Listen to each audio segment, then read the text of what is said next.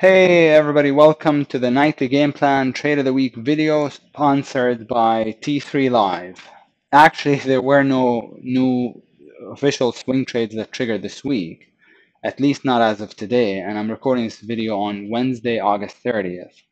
Unfortunately, I have to record the video by Wednesday or Thursday morning at the latest for it to be included in our weekend blog post.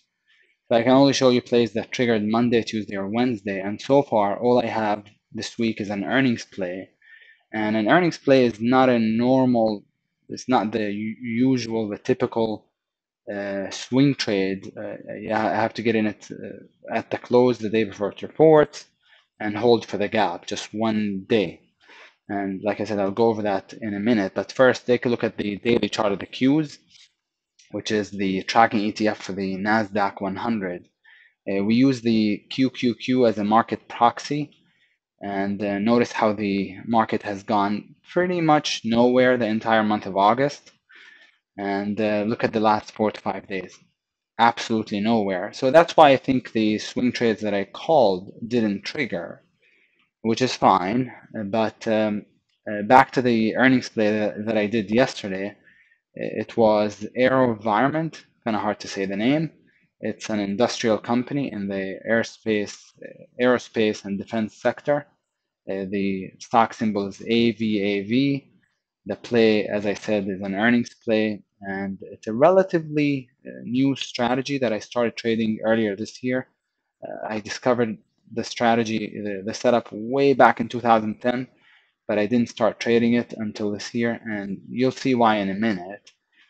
I got an AVAV yesterday just before the close, and my entry was 39.35, and I exited this morning at 44.67. Before I go into more details, let me kind of give you an idea of what this play is about. So let's read. It is no secret that stocks follow earnings. Said more accurately, stock prices follow earnings growth. However, until now, there was no accurate way to know how investors will react to earnings announcements. And this is the idea behind the earnings play. We all know that stocks and any moving object follow the path of least resistance. As such, when a bullish stock has pulled back to support and the rising 20 MA, the stock should have higher odds of gapping up rather than down in the direction of the trend. So every day I go through a list of stocks that are going to be reporting earnings either after market close or the next day before market open. I go through the list looking for specific setups. Today, I'm going to share with you one of those setups. There's about 7 or 8 setups that I look for. And before I go over the play, let me just say something really simple. And it is this. If a stock is uptrending on the long-term time frames, it is uptrending only because the company is doing well. I think this makes sense, which means the company is reporting good earnings quarter after quarter, year after year. So when I see a stock that's in an uptrend and the day before it's supposed to report, the stock puts in a red bar on the daily chart, hopefully into the rising 20 and the 20 MA, that red bar means investors are selling the stock before earnings. And why would you sell a stock before it reports? Well, only because you think it's not going to be a good report, maybe. And so the red bar tells me that investors have low expectations for the earnings announcement, which makes the stock a prime candidate to play long. Again, if a stock is uptrending and bullish, it means it has historically done well on earnings because, like I said in the previous slide, stock prices follow earnings growth.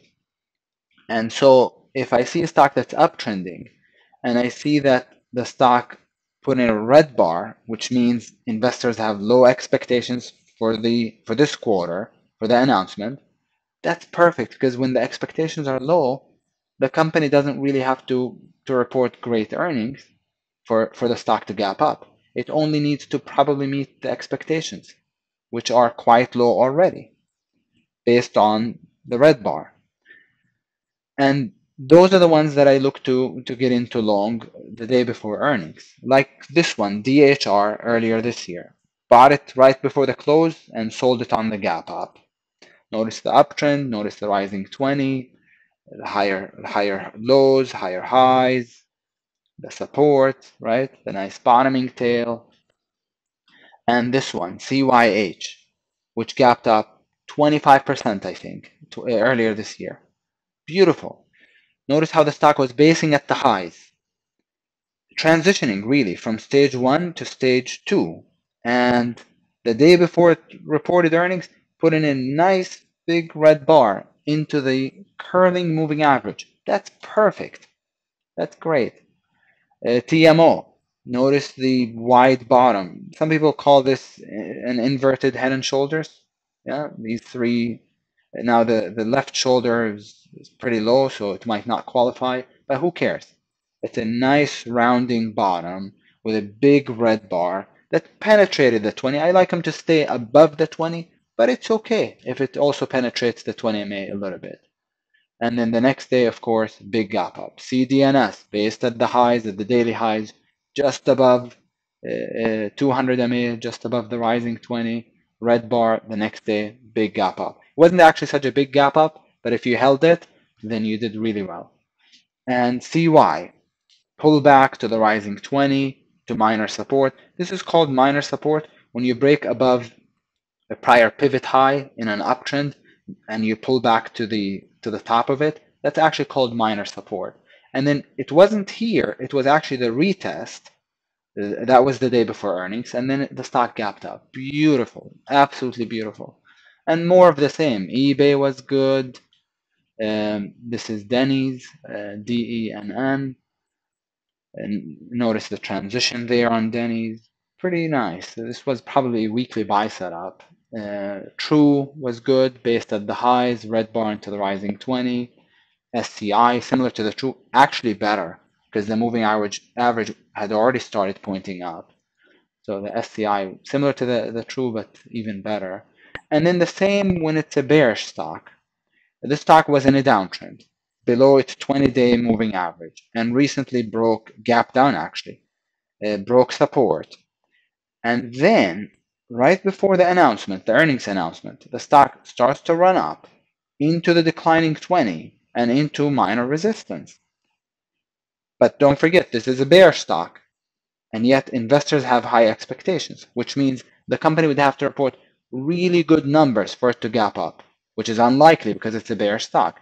So that's a prime candidate to play short. This was EHTH, gap down, if I recall correctly, 28%, which was just wonderful. The only thing about it was thin, so I couldn't play it with my normal share size.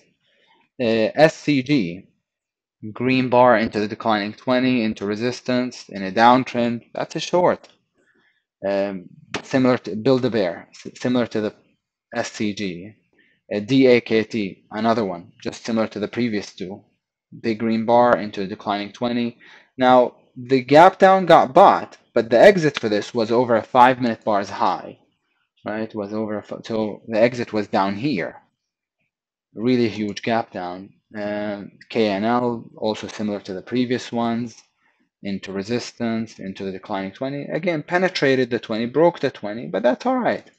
If you like the stock a lot and if it penetrates the 20 MA a little bit, it's not a problem. Not a problem for me, at least.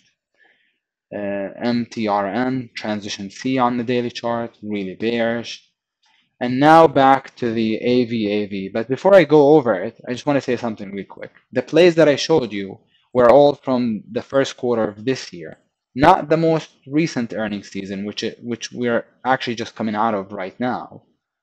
And that's because I already had pictures of these plays taken, so it was easy for me to use them in today's video rather than spend time taking pictures of this quarter plays. The truth is, this earnings season was actually way better than the first quarter of this year. Better setup, better gaps, bigger gaps, and I got way better too, because now I have more experience. This was a new strategy for me at the beginning of the year. Yeah, so It's an incredible strategy, by the way. Back to the AVAV. What I liked about it was that it was a really bullish stock. It didn't put in a red bar, but it didn't put in a green bar either. It was more or less a doji bar. And notice how it based at the highs while the market recently pulled back hard. Notice that nice rising 20 MA. And in addition to that, notice how about a month ago, the stock gapped down, put in a really bearish gap down under a wide range green bar that's really bearish, broke support, and yet it got bought like crazy. So that's further confirmation that the stock is bullish. When a bearish event gets negated, that's proof that the stock is bullish. I'm not sure what happened to the chart here. Let's see. Let me see if I can fix it. Well, I'm not sure what happened to the chart, but I was going to say, notice the healthy volume at the bottom, right? And notice the curling moving average.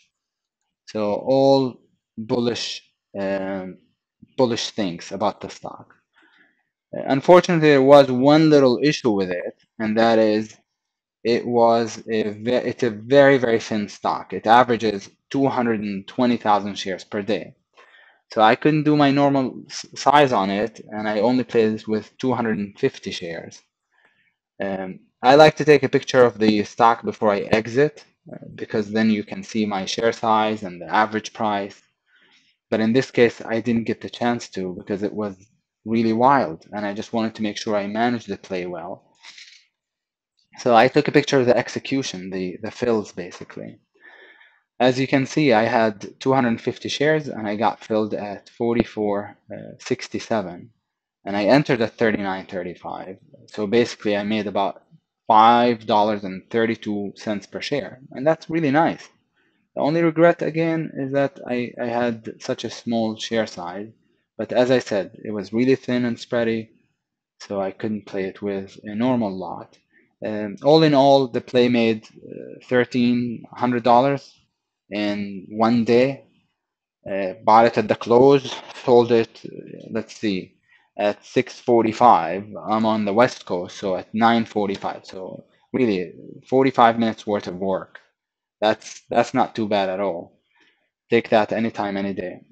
All right, guys. Hope you enjoyed this week's video. If you have questions or would like to join the nightly game plan, please reach out to customer service.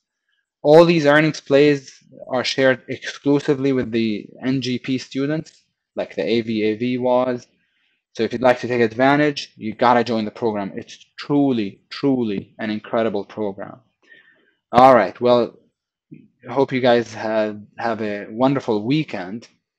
I'll talk to you next week. Take care, everyone.